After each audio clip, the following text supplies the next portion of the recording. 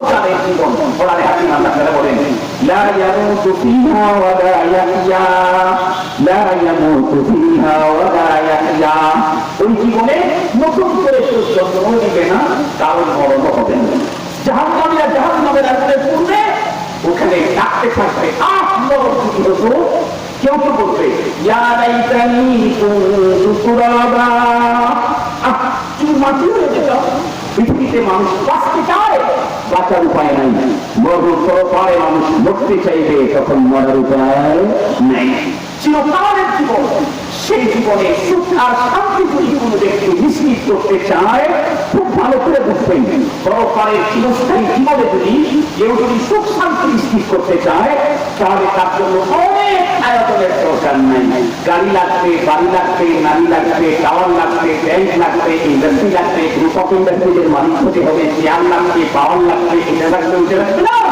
মাত্র দুইটা পুঁজি লাগবে। কয়টা পুঁজি বলেন? পরপারের জীবনে যদি কেউ মুক্তি পেতে চায়, তাহলে তার জন্য দুইটা পুঁজি লাগবে। কোরআন শরীফে আল্লাহ তাআলা বলেন ইন্নাল্লাযীনা আমানু ওয়া আমিলুস সালিহাতি কানাত লাহুম জান্নাতুল ফিরদাউসি নুজুলা খালিদিনা ফিহা লা ইয়াবগুনা আনহা ওয়ালা। সারা জীবন টোটাল 70-80 বছরের পুরা নাই, মাত্র দুইটা জিনিস অর্জন করে আমি যদি বড় পারে যেতে পারি, তাহলে আর আমার কোনো পেরেশানি নেই। দুইটা পুঁজি, প্রথমটা কি? ইন্নাল্লাযীনা আমানু, প্রথম পুঁজি হলো ঈমান। প্রথম পুঁজি কি বলেন? ঈমান। কারো কাছে ঈমানের পুঁজি আছে, টাকা নাই, পয়সা নাই, চেয়ার নাই, পাওয়ার নাই, পরিচিতি নেই, তার কেউ চিনে নাই, যোগ্যতা নেই, শিক্ষাগত কোয়ালিফিকেশন নেই, নেই তার সামাজিক কোনো অবস্থান, নেই তার চেহারার সৌন্দর্য, কিচ্ছু নাই, সবকিছু নাই নাই, আছে শুধু একটা, তার নাম ঈমান। কসম আল্লাহ, এই লোকটা পরপারে মুক্তি পাবে, নাজাত পাবে, জান্নাতে যাবে। আর একজনের সবকিছুতে আছে, টাকা আছে, পয়সা আছে, গাড়ি আছে, বাড়ি আছে, চেয়ার আছে, পাওয়ার আছে, জনপ্রিয়তা আছে, তারপরে জনশক্তি আছে, সৌন্দর্য আছে, শিক্ষাগত যোগ্যতা আছে, দেশ বিদেশে ভ্রমণ আছে, মানুষ তাকে মানে আছে, সব কিছু আছে, নাই শুধু একটা ঈমান নাই। তাহলে এই লোকটা পরপারে জান্নাতি হওয়ার কোনো সুযোগ নাই। আপনাদের কি কথাটা বুঝতে পারতেছি আমি? তাহলে পরপারের জীবনে যদি শান্তি আর মুক্তি পেতে চাই, কয়টা পুঁজি জানি রাখবে? দুইটা পুঁজি। তার মধ্যে প্রথম পুঁজির নাম হলো ঈমান। মুসলমান ভাইরা আমার কথা ভালো করে বুঝবেন, পরপারের জীবনের শান্তি আর মুক্তি নিশ্চিত করার জন্য সেই দুইটা পুঁজি প্রতিটি মানুষের জন্য দরকার। তার ভিতরে প্রথম নাম্বারের পুঁজির নাম হলো ঈমান।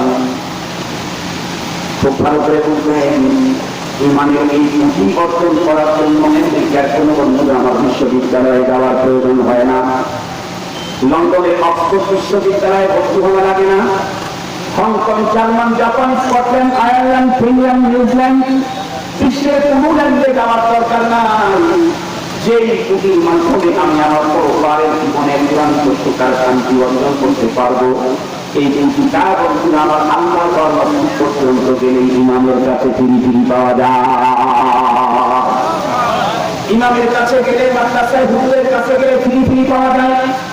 কিন্তু আপনি যদি বিসিএস ক্যাডারের যদি বন্ধুরা আমার সনদ নিতে চান, ডক্টরেট ডিগ্রির সনদ যদি নিতে চান, আপনি যদি বন্ধুরা আমার প্রকৌশলী হতে চান,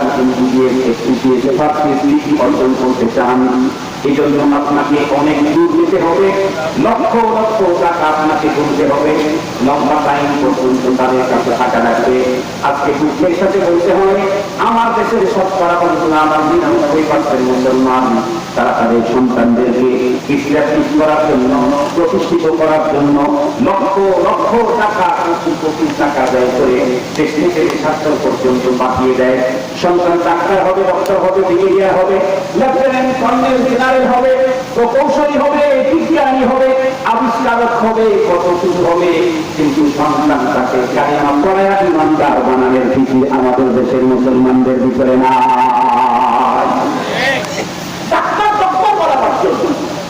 ঢাকা শহরের কোন কোন স্কুলে ভর্তি হইতে 20 লাখ টাকা লাগে, ভর্তি হইতে 20 লাখ টাকা লাগে স্কুলে। আমি কল্পনা করি না, ঢাকা শহরের 2টা মসজিদের প্রতি অহংকার করে বলতে আল্লাহ মেহনত। তার মধ্যে এক মসজিদে আমার তোমার নামাজের মুসল্লি 9 থেকে 10,000। গত জুমাতে দুদিন আগে জুমার নামাজ পড়ে আসলাম, গতকালকে আগের দিন। গত জুমাতেও সংঘাতে টাকা যেটা আসছে, গত জুমার আগের জুমায় গত জুমায় বলা হয়েছে, সেটাও ছিল 1,40,000-এর কাছাকাছি। সংঘাতে 1,40,000 টাকা প্রতি জুমায় আসছে। কয়জন মুসলিম লাগে? কথা বলেন না, 10 টাকা করে দিয়েছে, কেউ 500 দিয়েছে, কিন্তু টাকা তো প্রায় 1.5 লাখ। কতগুলি মুসলিম লাগে? আল্লাহ শুকুর আলহামদুলিল্লাহ। প্রতি জুমায় তারা বয়ান করছে, 10টা বাজে মসজিদের চোখ ভর্তি হয়ে যায়। আর আপনাদের এখানে আছে জীবনে একবার, এই গ্রামের জীবনে আছে। এরপরে রাত্রি বাজে এখন 11টা। এরপরে ভিতরে সামিয়ানার এরিয়াটাই এখন পূরণ হয়ে যায়। বলতে চাই না, যে কথা বুঝাইতে চাইছেন সেটি হলো আমার মুসলিমদের ক্ষেত্রে অনেক আছে। গ্রুপ অফ ইন্ডাস্ট্রিয়াল মাননীয় প্রধানমন্ত্রীর কাছ থেকে সবথেকে বেশি এরকম মুসলিম আমাদের মধ্যে আছে। আল্লাহ শুকুর। তাদের বাচ্চা কাচ্চাকে ভর্তি করায় স্কুলে ভর্তি করায় 30 লাখ লাখ, 16 লাখ লাখ, 23 লাখ লাখ ভর্তি করাই। মনে রাখবেন, এই স্কুলে ভর্তি করাইলেন 1 কোটি টাকা দিয়ে। এরপরে ডিগ্রি আনলেন আমেরিকা, লন্ডন, জার্মান, জাপান থেকে।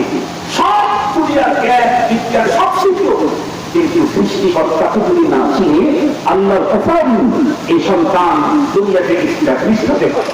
পৃথিবীতে সে অনেক বড় হতে পারে, কিন্তু পরকারে মুক্তির পথ তার জন্য খোলা না বন্ধ? একটু জোরে বলে। পরকারে তার জন্য মুক্তির কোন পথ একদম নাই। আওয়াজ কি শেষ পর্যন্ত শোনা যায়? আলহামদুলিল্লাহ। তাহলে ওয়াজ চলতে থাকুক। এই জন্যই তো আমরা মাঝে মাঝেই বলি, বর্তমান পৃথিবীর সবচেয়ে বড় বুদ্ধিমান বাবা, বর্তমান পৃথিবীর বর্তমান সমাজের মা আর বাবা সন্তানদেরকে অনেক বেশি মায়া দেয়। আমাদের দেশে মা আর বাবা সন্তানদেরকে অনেক ভালোবাসা দেয়। অনেক সন্তানদেরকে আমরা বলতে শুনি, অনেক সন্তানদেরকে আমরা বলতে শুনি, তারা বলে যে আমাদের মা বাবা আমাদেরকে ভালোবাসা দেয় নাই। খুব ভালো করে বুঝবেন কথাগুলি। আমাদের মা বাবা শুনছিলাম 10টা, কয়টা কথা বলেন? সত্যি 10টা। আমরা ভাই বোন এখনো বেঁচে আছি 10 জন, মারা গেছে আরো 7 জন, মারা গেছে 8 জন, বেঁচে আছি 10 জন। আমার ছাড়া এই 3 জন বেঁচে আছে। খুব ভালো করে বুঝবেন, আগের বাবা মা অনেক বেশি সন্তান নিত। এই কারণেই তো আমাদের এক বন্ধুরা আমাদেরকে এক লোক হয়েছিল একদিন, যে এখন তো পিতা মাতার সন্তানদেরকে এত ভালোবাসা দেয়, কেমন ভালোবাসা। 8 বছর বয়স হয়ে গেছে, এখন পর্যন্ত সন্তান দেখায় না। মা বান্ধবীদের সামনে গর্ব করে বলে, কি করবো, কারো বাসায় যেতে পারি না, কারণ ছেলের বড় সাপ কিন্তু খাবার না খাওয়াইলে ও কখনোই খাবে না। এটা বলে বলে সন্তানের আদর্শ ভালোবাসা প্রমাণ করায়। কারণ বাচ্চাই তো নিচ্ছে, বন্ধুরা আমার একটা অথবা 2টা। কিন্তু আমার মায়ের তো বাচ্চা ছিল অনেক গরিব। এরপরে কত কাজ ছিল তখনকার মায়ের। এখন তো বন্ধুরা আমার রান্না করতে গেলে চুলার ভিতরে কখনো লাকড়ি দেওয়া লাগে না, বন্ধুরা আমার অত পদ্ধতিতে ভাত হয়ে থাকে। আগের মায়েরা ভাত রান্না করতে গেলে যখন বিভিন্ন গাছের পাতা পাতা দিয়ে যখন জাল দিত, কুয়াইতে চোখের ভিতরে বন্ধুরা আমার রক্ত জমে যেত। এরপরে কুচের ভিতর থেকে পানি উঠায় কাজ করা লাগতো। এরপরে কৃষকরা ছিল তাদের বাড়িতে গরু ছাগল বেড়ায় লালন করতো। এরপরে প্রতিটি মানুষের বাড়ি ছিল কাঁচা, মাসে বা সপ্তাহে একদিন বাড়ি ঘরে বন্ধুরা আমার জোরটাকে লেখা লাগতো। আরো কত কিছু ধান যেগুলি আছে এগুলি বন্ধুরা আমার নিজের হাতে মারাই করে রান্না করা লাগতো। এরপরে বন্ধুরা আমার কি বলেন আর হলুদ বলেন আর আদা বলেন মশলা বলেন নিজেরা এটাকে পিছা রাখতো। এই জাতীয় কোনো কাজ এখন নারীদের করা লাগে। আর একটু যদি বলুন, সেই সময় কি হতো, আমাকে একজন বলে আমাদের আব্বা আম্মা তো অনেক আলাদা আমাদেরকে লালন করছে, কেমনে মুখের ভিতরে খাওয়া যেত দূরের কথা, রাত্রের বেলায় সন্তান কোনটা খাইছে কোনটা খায় নাই, এই খবরটাও মা নেই নাই, নিতে পারে নাই। সকালবেলায় যখন মা ঘুম থেকে উঠে যখন দরজা দেওয়া শুরু করতো, তখন 1-2টা বাচ্চা খাটের নিচ থেকে বেঁচে আসতো। বাচ্চা খাটের দিক থেকে অ্যাক্সিডেন্ট ঝাড়ু দিয়ে অ্যাক্সিডেন্ট হয়ে যায়। কারণ কে কোন জায়গায় কাঁদতে কাঁদতে ঘুরে গেছে ও খবরে ছিল না। এখন মা বাচ্চা কয়টা, কথা বলেন না কয়টা, একটা। আগে স্লোগান ছিল ছেলে হোক মেয়ে হোক দুটি সন্তান যথেষ্ট। এখন স্লোগান আরো উন্নত, স্মার্ট বাংলাদেশ, স্লোগান স্মার্ট কি এক, কি দুটি সন্তানের অধিক নয় একটি হলে, কথা বলেন না কেন, দুটি সন্তানের অধিক নয় একটি হলে কি স্লোগান আবিষ্কার করছে, তো দুটা সন্তানের অধিক না একটা হলে ভালো।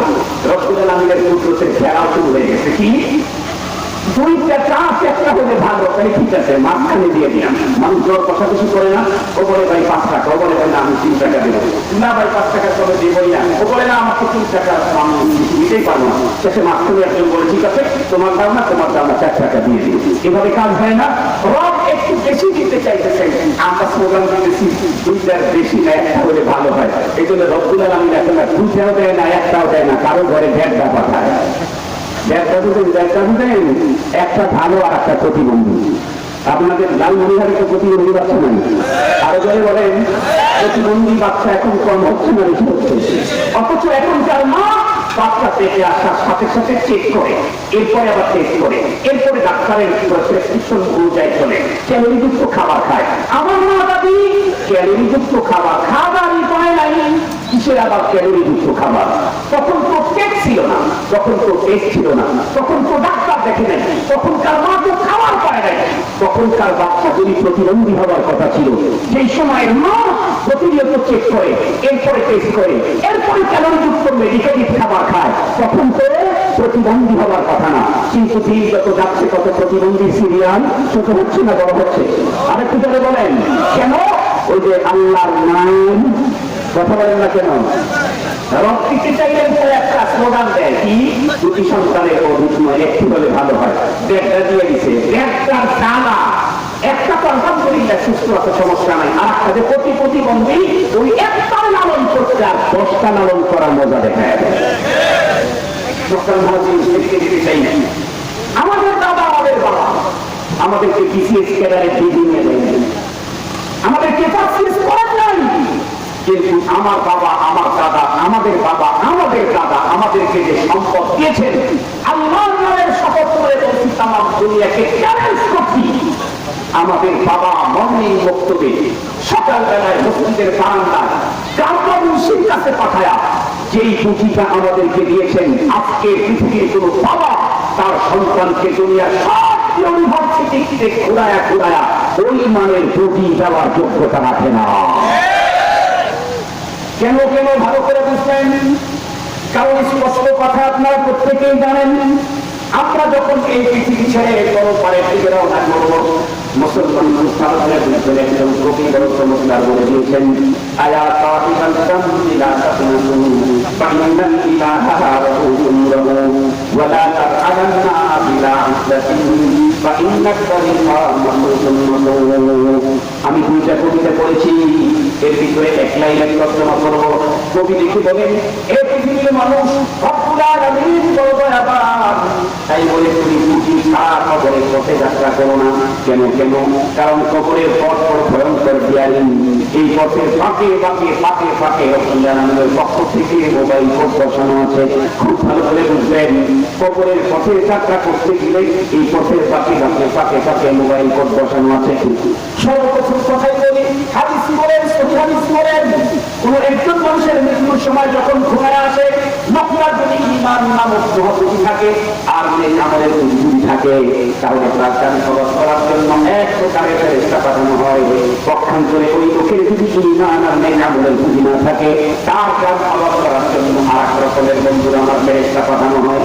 খুব ভালো করে বুঝবেন, যে লোকের কাছে আছে ঈমানের পুঁজি, এই লোকটার জান কবরের মুহূর্তে যে ফেরেশতা পাঠানো হবে, এই ফেরেশতা যার জান কবজ করার জন্য আসবে, তার কাছে এসে স্বচ্ছতা করতে থাকবে, হৃদ্যতা করতে থাকবে, আন্তরিকতা করতে থাকবে, ভাব তৈরি করতে থাকবে, আর দেখে দেখে বলবে দোস্ত পেরেশানি করো না, আমি তোমাকে দুনিয়া থেকে নিয়ে যাচ্ছি, কিন্তু পেরেশানি নেই, কারণ তোমাকে যেখানে নিয়ে যাচ্ছি সেই জায়গা এই দুনিয়া তোমার গাড়ি বাড়ি চাইতে অনেক উন্নত।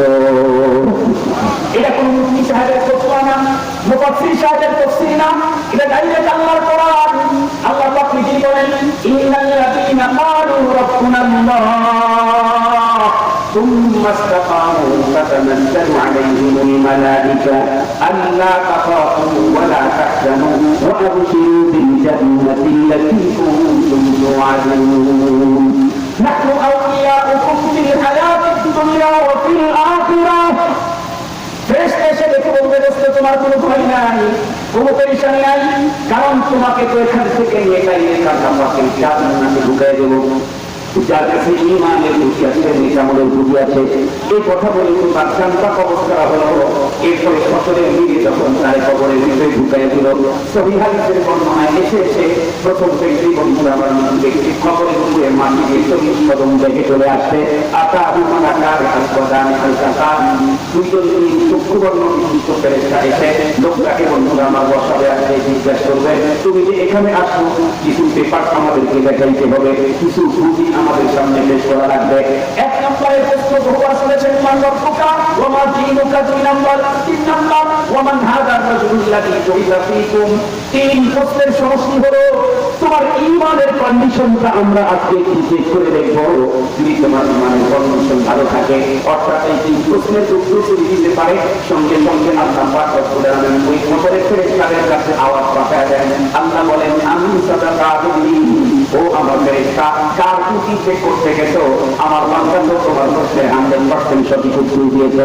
যেহেতু সঠিক উত্তর দিতে সক্ষম হয়েছে, ঈমানের প্রতি তোমার সামনে পেশ করেছে, এই কারণে এখন আমার বান্দাকে জান্নাত থেকে সবুজ মখমলের সুন্দর কাপড়ের পোশাক তার শরীরের ভিতরে পরিয়ে দাও।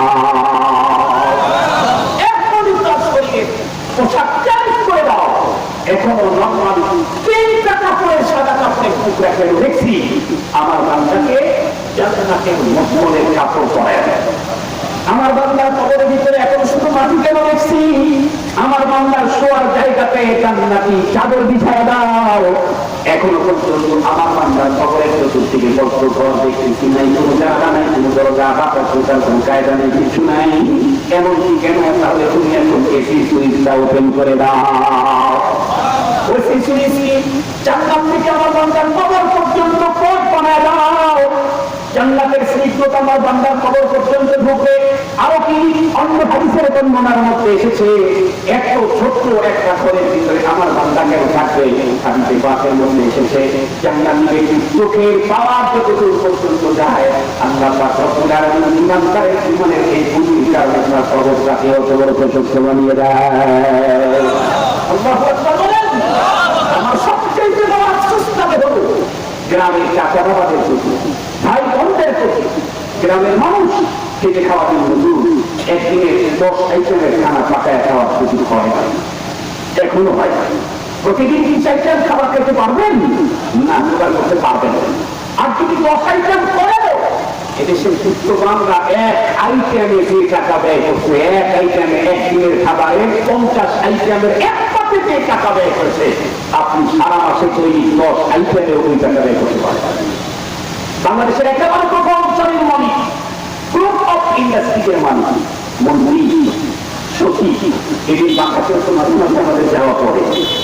বাংলাদেশের একেবারে সবচেয়ে বড় চেয়ারে তার মিটিং কিছু কাজ, কিছু মানে দরবার সারি করে লাগে। বড় জায়গায় থাকলে তাদেরকে বড় জায়গায় যেতে পারে, ইচ্ছায় অনিচ্ছায়। সবচেয়ে মানুষের সাথে মিশে যেটা দেখেছে, তার রিপোর্ট আপনাদের আপনাদের কাছে পেশ করছি। কোন টাকাওয়ালা এমন আছে, হালাল টাকাই বলেছি, হালাল টাকাই সে 20টা আইটেম বা 28-30টা আইটেমের তরকারি ওর এক আইটেমে যে টাকা ব্যয় করেছে, আমার সারা মাসের বাজার খরচ করবে। তাহলে সেই দিক থেকে আমরা গ্রামের খেতে খাওয়ার জন্য মজুর, দুনিয়াতে কিন্তু তেমন কোনো সুখ পেলাম না। আমাদের গরমে একশো টাকাহীন রোজ যতই বড় কৃষককে ধানের খেতে যেতেই হয়, কথা বলুন না কেন? রোদের তীব্রতা যতই ছাড়ুক, কৃষককে ধানের খেতে যেতেই হয়। তাহলে আমার খেতে খাওয়া দিন মজুর গ্রামের মা, আমার বোন, আমার ভাই, আমার চাচা যারা আছে, দুনিয়াতে আমরা তেমন কোনো সুখ পাই নাই। এই বাংলাদেশে এমন বড় হাজার হাজার আছে, হাজার হাজার যাদের গাড়ি এসি গাড়ি এসি, টয়লেট পায়খানাটা সেটাও এসি, অফিস এসি, সবগুলা এসি। কখনো এসি বাইরে তাদেরকে থাকতে হয় না। সকাল হাজির যাদের খাবার মেডিকেটেড, যারা কখনো গোসল করতে নর্মাল পানি ব্যবহার করে না, মেডিকেটেড পানি ব্যবহার করে, প্যাকেট পানি ব্যবহার করে, যারা শৌচ কাজেও নর্মাল পানি ব্যবহার করে না, প্যাকেট পানি ব্যবহার করে, যাদের শরীরে একটু তাপ এদিক সেদিক খাওয়ার আগেই সবচেয়ে বড় ডাক্তার তাদেরকে ট্রিটমেন্ট করতে আসে, অনেক সুখ্যাতা তাদেরকে দিয়েছে। তখন করে আমরা গ্রাম দেশের মানুষ খেতে খাওয়া দিন মজুর দুনিয়াতে কত কষ্ট করলাম, কিন্তু যদি ইমান নাও না দিয়ে দুনিয়া থেকে যাই তাহলে কষ্ট কি বড় করে কমবে না বাড়বে? আর একটু ধরে বলেন, এই আমার দুনিয়াতে আসার লাভ আছে, পৃথিবীতে আসার সার্থকতা কোথায়? দুনিয়াতে কৃষকের ঘরে জন্ম নিয়েছি, থেকে খাওয়া দিন মজুর কষ্ট করলাম, এই ফাঁকে বাঁকে আল্লাহ যে দুইটা পুঁজি অর্জন করতে বলেছে সেই দুইটা পুঁজি অর্জন করলাম। কি? ইমানের পুঁজি। আমি আগেই বলেছি কিছুক্ষণ আগে, ইমানের পুঁজি অর্জন করার জন্য America, German, Japan, Scotland, Ireland, ফিনল্যান্ডের কোনো বিশ্ববিদ্যালয়ে যাওয়া লাগে না, 1000 টাকা, লাখ টাকা, 100 টাকাও ব্যয় করা লাগে না। আমাদের প্রত্যেকের গ্রামের ভিতরে যে মসজিদ আছে, মসজিদের ইমাম সাহেবের কাছে আমি আমার সন্তানকে যদি ছোট্টবেলায় মর্নিং মক্তবে পাঠিয়ে দিই, আমার সন্তানের সিনার ভিতরে মর্নিং মক্তবে বন্ধুরা আমার শিখিয়ে দিবে আমানতু বিল্লাহ ওয়া মালাইকাতিহি ওয়া কুতুবিহি ওয়া রুসুলিহি ওয়াল ইয়াউমিল আখির ওয়াল কদরি খাইরিহি ওয়া শাররিহি মিনাল্লাহি তাআলা ওয়া মিন বা'দি বা'দাল মাউত। আর কি পুঁজি দিলে ওই মুন্সি আমার ছেলে সিনার ভিতরে ভরে দেবে আশহাদু আল্লা ইলাহা ইল্লাল্লাহ ওয়া আশহাদু আন্না মুহাম্মাদান আবদুহু ওয়া রাসূলুহু। ওই মুন্সি আমার সন্তানের সিনায় কি ঢুকাবে লা ইলাহা ইল্লাল্লাহু মুহাম্মাদুর রাসূলুল্লাহ। জানেন কি, একজন মানুষের কাছে তোমার পৃথিবীর সব প্রতিনিধি সনদ থাকে, মৃত্যুর সময় সকল কাগজগুলা যদি ইসলামের সামনে যদি পেশ করে আর পরে আসতাই, এই যে দেখো দুনিয়ার এমন কোনো ডিগ্রি নাই আমি অর্জন করি নাই, এই কাগজ আজরাইল আলাইহিস সালাম তাকায় দেখার টাইম আছে। প্রখ্যাত করে মৃত্যুর সময় যদি ওই যে মর্নিং বক্তব্যে শিখাইছিল মুন্সি লা ইলাহা ইল্লাল্লাহ, এই স্লোগানটা যদি শুধু মুখে উচ্চারণ করতে পারে, তাহলে যে আজরাইল আমার জান কবজ করতে আসছে ওই আজরাইল আমার সঙ্গে বন্ধুত্ব করার জন্য পাগল হবে। আল্লাহু আকবার। লা ইলাহা ইল্লাল্লাহ থাকে, বিল গেটসের ওই পুঁজি নাই, লা ইলাহা ইল্লাল্লাহ পুঁজিটার কাছে আছে। বারাক ওবামার মতো লক্ষ কোটি বারাক ওবামার ওই পুঁজি নাই, আমার কাছে আছে।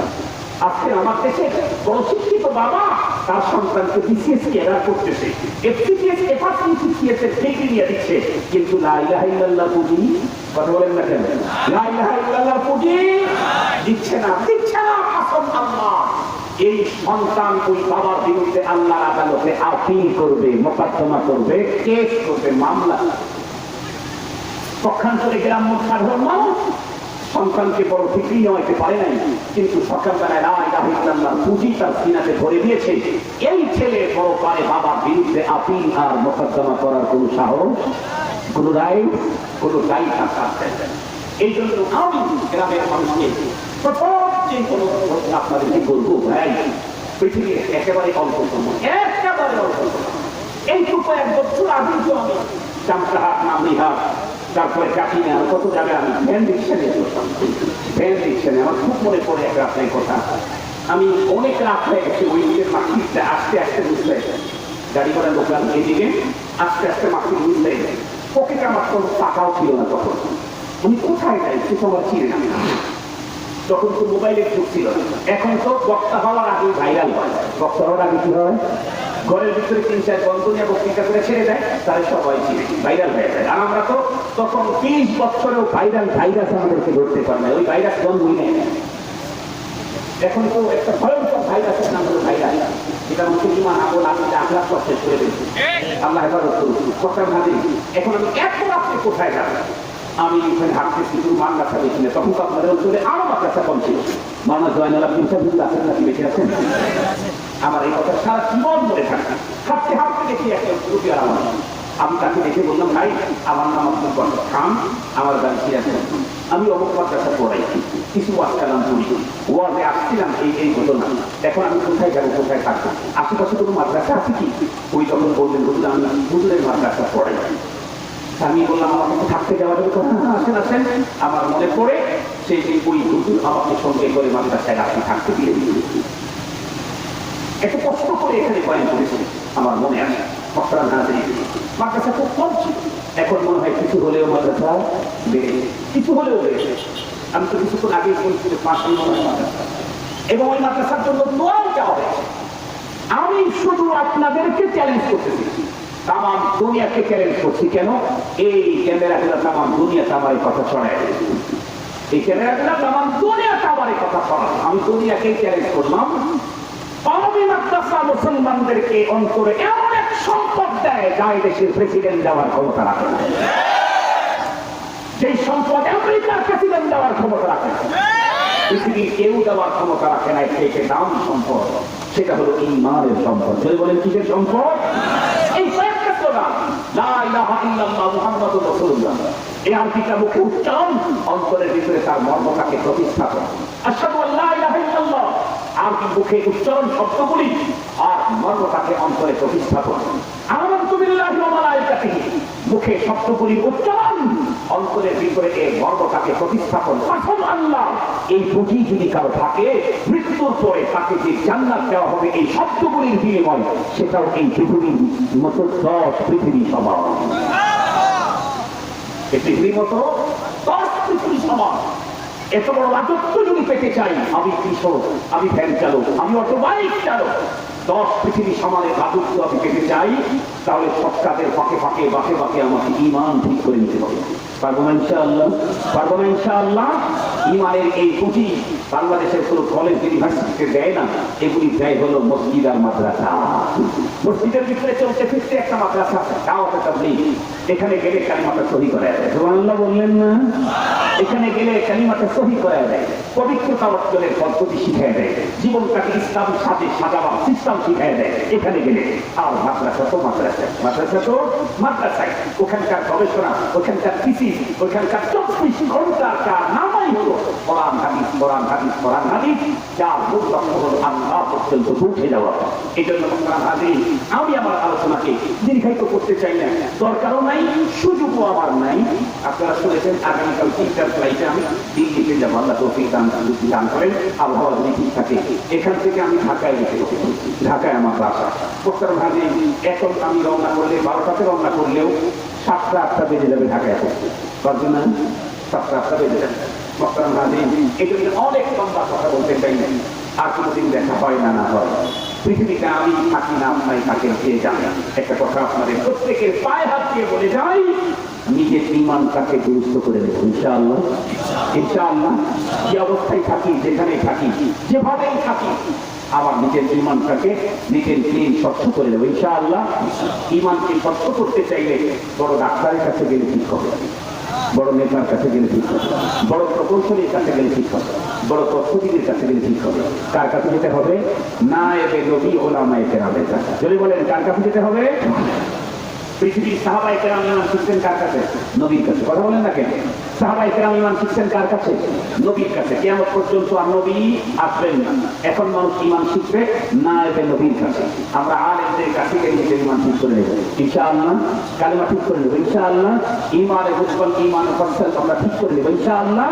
আল্লাহ পাক যেন আমাদের প্রত্যেকের ঈমানকে দুরুস্ত করে দুনিয়া থেকে ঈমান আর নেক আমলের পুঁজি নিয়ে বড় করে দেওয়ার তৌফিক দান করেন। একটু জোরে বলেন আমিন, আরেকটু জোরে বলেন আমিন।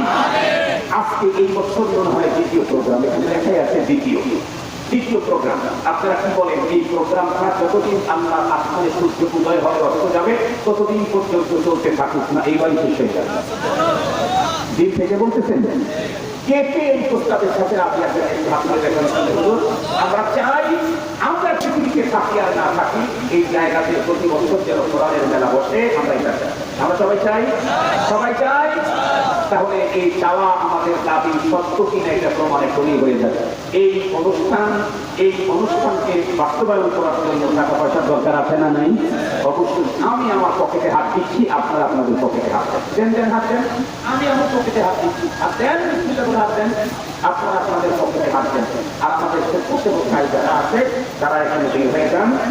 প্রত্যেকে যে যতটুকু পারেন আপনারা এখানে সহযোগিতা করতে থাকেন। আমাদের এতটুকু সহযোগিতা করো পারে হাজারটা মুক্তির জরিয়া বানায় দেয়। আমি বললাম এখানে যারা আছে তারা আমরা কিছু সহযোগিতা করলাম। আপনারা প্রত্যেকে দেন। যার পকেটে টাকা আছে তার কাছে আমার আবেদন আছে, যার পকেটে টাকা নাই তার কাছে আমি দোয়া চাই। আর একটা কথা আমি শেষে বলবো, আপনারা কেউ যাইয়েন না। আমি অনেক লম্বা সফর করে আসছি, আমি একজন মুসাফির, এরপরে অসুস্থ। ডিসেম্বর মাসের 30 তারিখে আমাদের 3 বন্ধুর প্রোগ্রাম ছিল এক জায়গাতে। হেলিকপ্টার নিয়ে ওয়ার্ক করতে যাবো, আবার হেলিকপ্টারে ওয়ার্ক করে ফিরে আসবো দিনে। এই কারণে আমি আমার গাড়ি রেখে অল্প উঁচু জায়গায় বাসে যাওয়ার জন্য বাসে উঠেছিলাম। 45 মিনিট বাস চলার পরে অ্যাক্সিডেন্টের কবলে পড়ি। আমি একেবারে সামনের সিটে বসেছিলাম, ওভারটেক করতে গিয়ে ট্রাকের পিছনে যখন লেগে গেল, বাসের বডি স্টিলগুলা দুমড়ে মুখে আমার বাম পায়ের ভিতরে ঢুকে পড়ছে। আমার 4টা আঙুল নেই, আমার বাম পায়ে 4টা আঙুল নেই, শুধু পরিষ্কার না বাম পায়ে। 3 মাস পর্যন্ত 5 থেকে 5.5 লক্ষ টাকা ব্যয় হয়েছে আমার এই স্কয়ার হসপিটালে চিকিৎসাধীন ছিলাম। আল্লাহ দয়া, আল্লাহ হায়াতে বাঁচায়।